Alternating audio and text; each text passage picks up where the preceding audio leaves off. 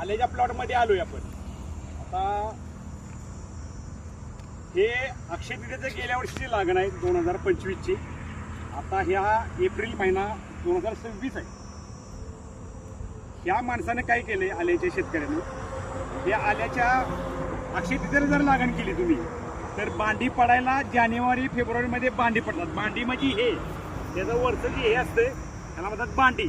या बांडी पडल्यानंतर आयाशा जुळवून बेडवर झाकून यायला लागते आता आणि पुन्हा त्याला भर लावायला लागते. आणि ह्याचा दुसरा एक फायदा काय होतो तुम्हाला सांगतो मी. ह्याच्यानंतर जानेवारी नंतर तुम्ही जर भुईमुंग घेऊ शकता, 3-3.5 महिन्याची पिकं कोणतंही घेऊ शकता. चवळी घेऊ शकता, मूग घेऊ शकता, उडीद घेऊ शकता, झेंडू घेऊ शकता. काही लोक 7-5 वर पपई सुद्धा घेतात इथं, म्हणजे ही आंतरपीक घेतात.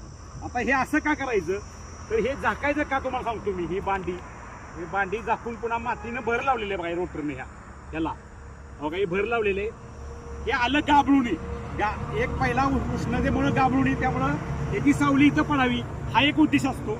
माती घालण्याचा उद्देश एकच आहे की ते आलं उष्णतेमुळे गाबळू नये आणि ते बियाण्याला प्लॉट नंतर शेतकऱ्यांना चांगल्या पद्धतीने देता यावा म्हणून हे अशी भर लावायला लागते. आता हा मनुष्य एक तर हा प्लॉट बियाण्याला काढू शकतो, नसेल तर इथून पुढे दर वाढला तर तो मार्केटमध्ये विक्री सुद्धा करू शकतो.